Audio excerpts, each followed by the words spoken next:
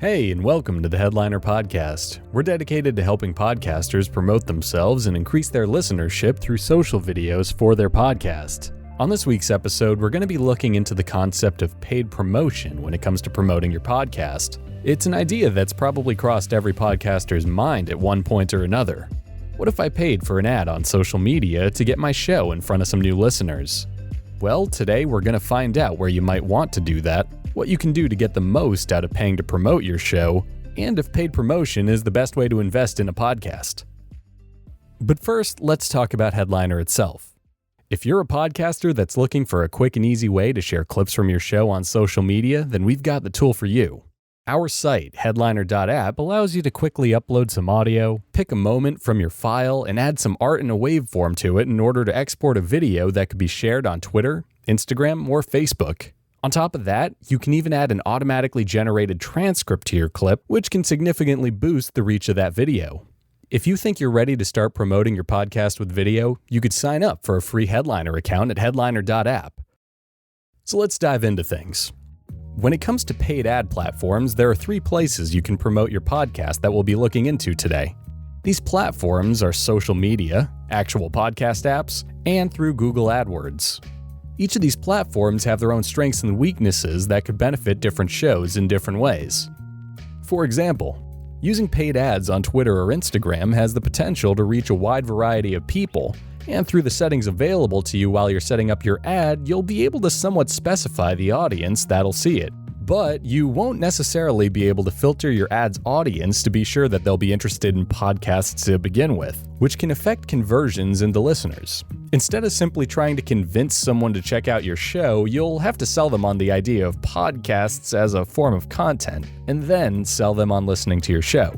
Another factor that could impact how effective your ad is at pulling in new listeners is whether or not the social media app you choose to promote on fits your show itself. For example, if you have a podcast that's tailored towards business and entrepreneurship, you may find that posts fare a bit better on LinkedIn than they would on Instagram. That's not to say that Instagram is worse than LinkedIn, though. It just means that your show's audience is a bit more prominent or active on a different platform.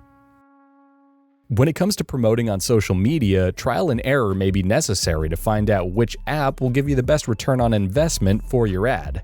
Alternatively, you could try promoting your podcast directly to podcast listeners on a podcasting platform that allows for paid advertising. By promoting on a site like Listen Notes or on a podcast app like Overcast, you'll be showing your show to a guaranteed audience of podcast listeners. This solves the problem mentioned earlier of advertising to people who may not be interested in podcasting itself. And because you're promoting on apps tailored to podcasting specifically, you'll also be able to specify the genre of your podcast, which will help you with targeting a new audience. As for drawbacks to promoting through podcast apps and sites directly, you'll be somewhat limited in who you're promoting to due to being locked onto that specific app. Promoting on something like Overcast is great and could lead to a lot of exposure and growth for your show, but you'd only be growing your audience on that app. While this isn't a reason to avoid promoting your show in this way, it is worth noting that you won't be promoting your content on larger podcast apps like Apple Podcasts or Spotify, which would mean you aren't raising your exposure on either of those apps and improving your chances of charting or being featured on those platforms. And that brings us to the third platform you could pay to promote your podcast on: Google. Through Google AdWords, you'll be able to advertise your podcast directly on Google search results, giving you access to anyone looking for information that your podcast could provide to them. On top of that, AdWords are extremely customizable and can be used for very targeted and specific advertising. One of the biggest draws to Google AdWords is the fact that, unlike a post on social media, your ad won't be viewed as something that's intrusive to what the potential listener was doing before they saw your post.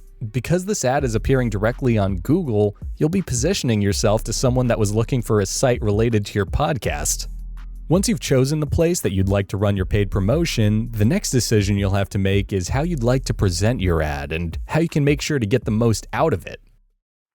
Before we even get into the ad itself, the first thing you can do to optimize things is decide where you would want to send a potential listener.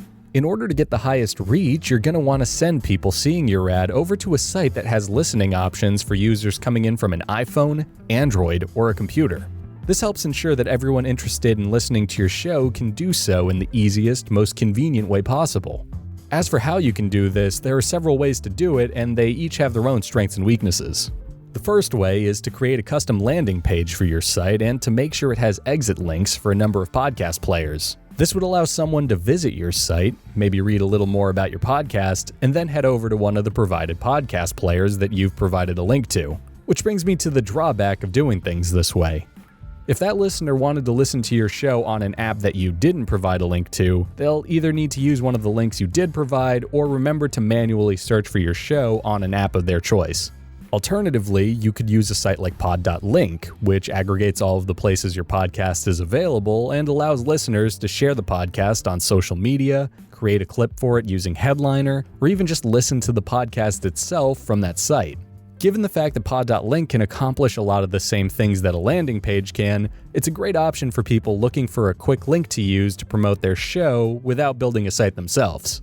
The only drawback here is because it was automatically generated, you can't edit it to include additional info about your show in the same way that you could through a landing page. And finally, if you're marketing your podcast on a platform that supports it, like Facebook for example, you could actually direct people to different sites based on the type of device they're using. This means that you could effectively funnel potential iPhone users to Apple Podcasts while making sure that Android users get sent over to Google Podcasts. And then there's the post itself. The best thing that you can do for your ad is to keep things as short and sweet as possible. You want to be able to hook your listener with something engaging and give them a sense of the value that they might get from listening to your podcast. You can either do this with a well-designed image, or if you really want to go the extra mile, through a video. And what better way to do this than with a Headliner video? You can attach a video to your paid post that could be a clip with a high-profile guest, a custom-recorded trailer for your podcast, or it could be as simple as a video of you pitching your podcast that has been transcribed on our video transcript wizard. The main idea here is to be as creative as possible so that your post will stand out and engage as many people as possible. And adding transcription could be a huge part of engaging that audience because it allows people to have the sound off on their phone and to still follow along to your ad and potentially turn into a listener. So with all of this in mind, it's time to answer the question of whether or not paid promotion really works for a podcast.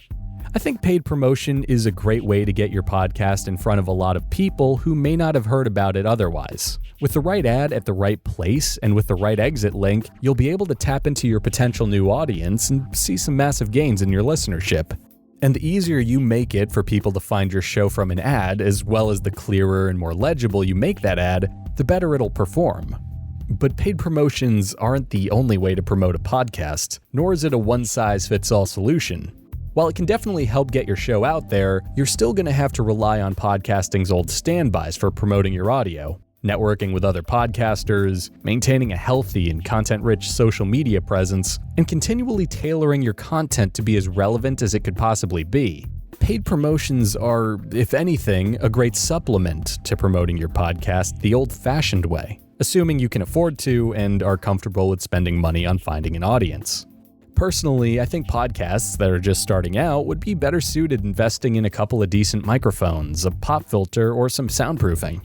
Alternatively, newer podcasters could invest in something like Headliner's Pro tier or a more powerful audio editor to help on the promotion and production side. Ultimately, whatever helps make your show better is going to help improve the performance of your show, so paying to promote your show should be viewed as more of a cherry on top of things as opposed to the entirety of your strategy. And with that said, that brings us to the end of this week's Headliner podcast. If you're curious at all for more ways to help improve your podcast, we've been sure to include links to all of our sources used on this week's episode in our show notes, as well as in this episode's supplementary blog post, which can be read at headliner.app/blog. And if you're curious to learn more about Headliner itself or what's going on in the world of Headliner and audiograms, you could do so by signing up for our weekly newsletter. You could sign up for that at headliner.app/newsletter. I hope you guys got some value out of this episode of the Headliner podcast, and I hope you have a great day.